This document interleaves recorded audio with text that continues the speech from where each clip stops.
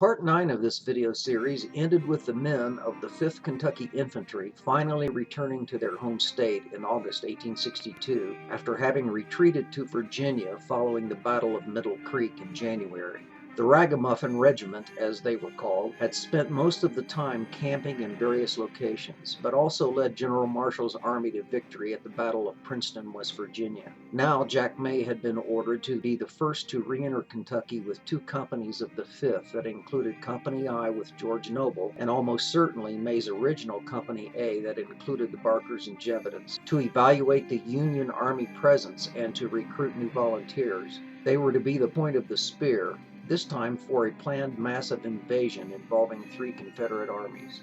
By August 15, the 5th had advanced past the site of its first battle at Ivy Mountain, where William Barker had been the first of our ancestors to die, to Prestonsburg, the site of their defeat at Middle Creek.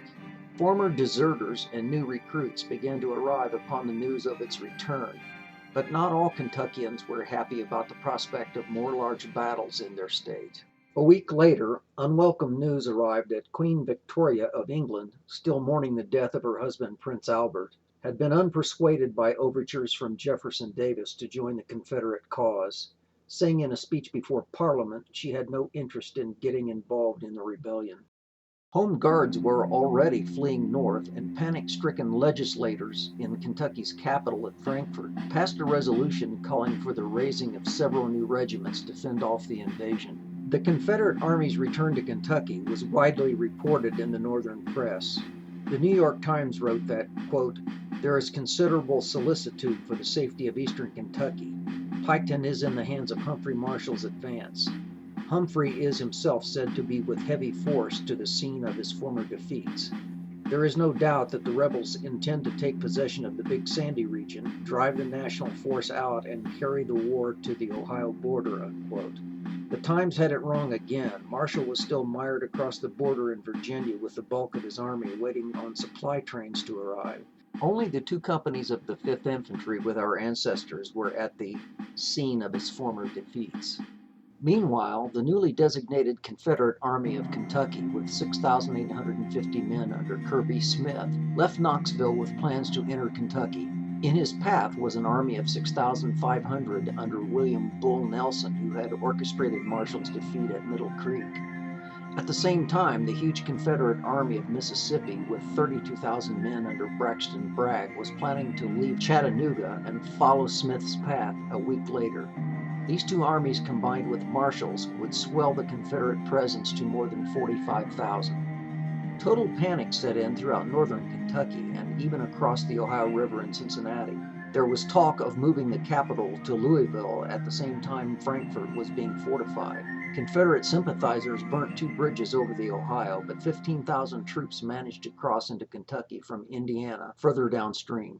Josie Underwood, writing from Bowling Green, Kentucky, was in a different state of mind. Quote, "We are in quite an excitement. Pa had a letter from Senator Crittenden saying they had talked with Lincoln of Pa's loyalty and sacrifices and advising him to come to Washington.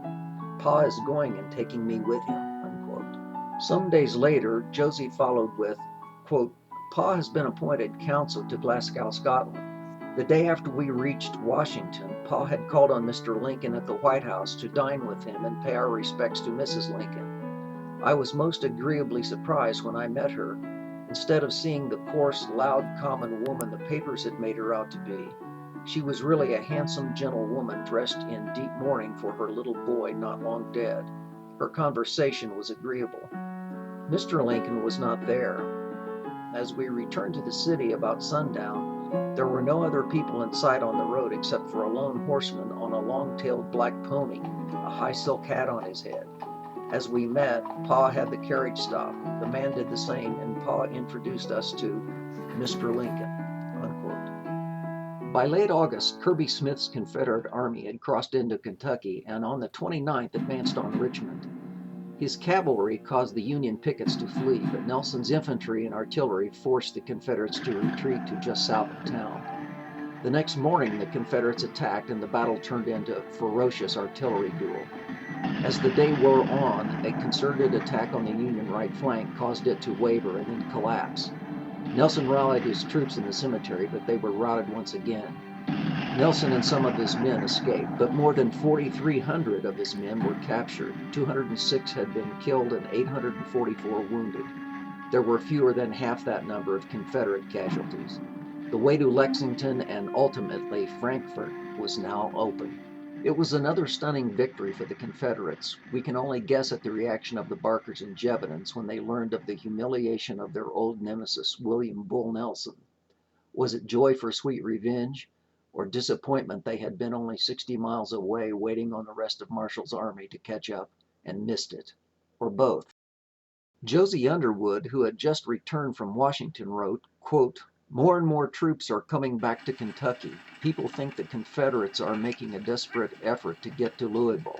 Goodness knows I hope they won't succeed, and God forbid they ever take Bowling Green again. The secessionists would come down with a double vengeance upon the Union people. Something is in the air to make the rebels here more hopeful. That is very evident." Unquote. The first week of September, Kirby Smith's army flush from victory at Richmond occupied Lexington. The legislature in Frankfort hastily adjourned and fled to Louisville. News began to trickle in of another great victory at Manassas, Virginia, the second Confederate victory there. Edward Garrett wrote, quote, "Hooray for hurrah! Twice glorious Manassas, rich with blood of heroes and conquerors, sacred and sanctified in the memory of millions of free men throughout earth." Unquote. Josie Underwood got different news. Quote, "Tom Grafton dead, killed at Richmond, a bursting shell. Poor fellow, how I wish I had loved him. All my patriotism is gone tonight.